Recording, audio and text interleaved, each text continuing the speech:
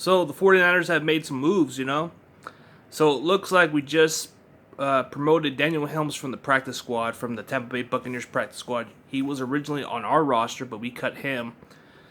So George Kittle should be expected to play against the Eagles on Sunday night, so that would be a good boost on our offense. I think Jimmy Garoppolo will be out for this game, just to be cautious. I think we'll play him against the Dolphins.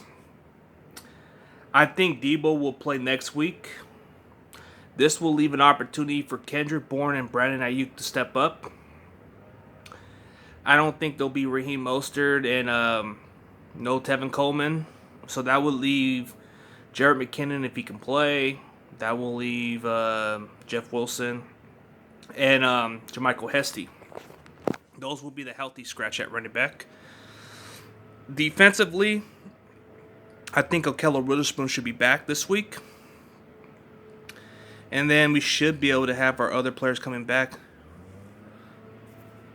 So everything else should be in good hands. The next weeks or so down the stretch, we should be able to get our players healthier. As far as the matchups against the Eagles, I think with our defense, I think we'll match up really well against the Eagles. I don't see no consistency at the receiver position. They're not really they don't really scare me as much like Zach Ertz. Zach Ertz gives me a worry. Zach Ertz kind of worries me a little bit because he could be a matchup problem. But if you look at the receivers, I don't know if Alshon Jeffrey's going to play or not, but they got other receivers. Greg Ward, he's solid, decent. He's not a big name guy, but he's actually been stepping up for them. Then you got this guy, Jalen Reagor, who is expected to play, or he's out. I don't know what's going on.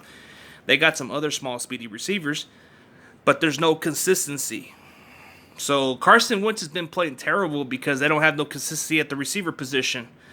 And then you got Miles Sanders, who is actually the reliable running back, but they've been flip-flopping carries. They've been going with Boston Scott and Corey Clemens and all those other RBs. It's been kind of like a lot of shit. They've been switching it up. But if they were to play more of Miles Sanders, I think he'd be a big factor. I think he's actually underrated.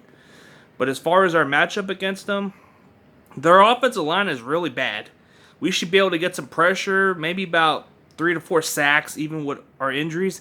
I think with our defensive line talent, we should be able to get to Carson Wentz. I think we should be able to get a pick or two. I just don't know about Carson Wentz. It's looking like he's Ryan Fitzpatrick. I expect Nick Mullins to play a little solid. I don't know if he'll get his 300 yards again, maybe 270 yards, 2 touchdown passes. I think our running game will probably click a little bit, probably not as much. Maybe 70 yards a team. Maybe we get more play action. Maybe we'll be able to close out the game a little more. Maybe the rushing touchdowns will make a difference. Maybe the way we play, it probably won't be like the way we did against the Giants. It probably will be like a decent game. Maybe just a 2-touchdown win or 3-touchdown difference. I don't know. Even with our injuries, we should have a chance to beat the Eagles.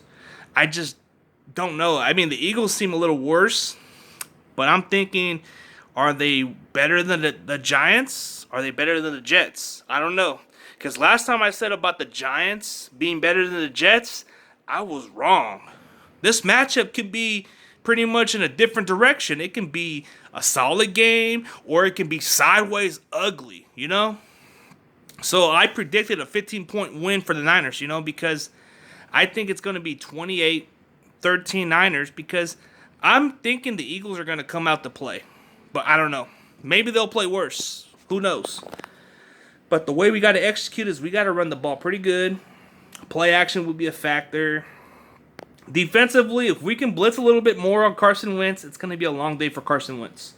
So the keys to the game is to create a lot of pressure on Carson Wentz, contain him, stop the running game.